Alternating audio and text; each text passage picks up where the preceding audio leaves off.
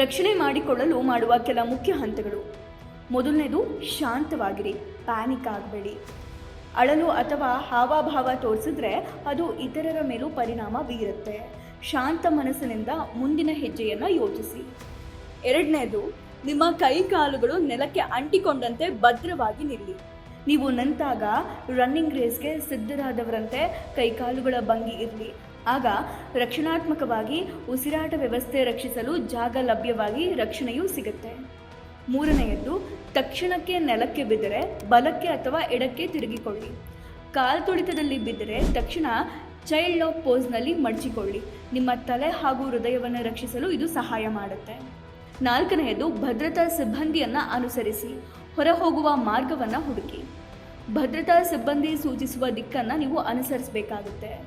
ತಕ್ಷಣದ ನಿರ್ಗಮನದ ಮಾರ್ಗ ಸಿಗದೇ ಇದ್ದರೆ ಗೋಡೆಯ ಬಳಿ ಹೋಗಿ ವಿಶ್ರಾಂತಿಯಾಗಿ ಹಾಯಾಗಿ ನಿಲ್ಲಿ.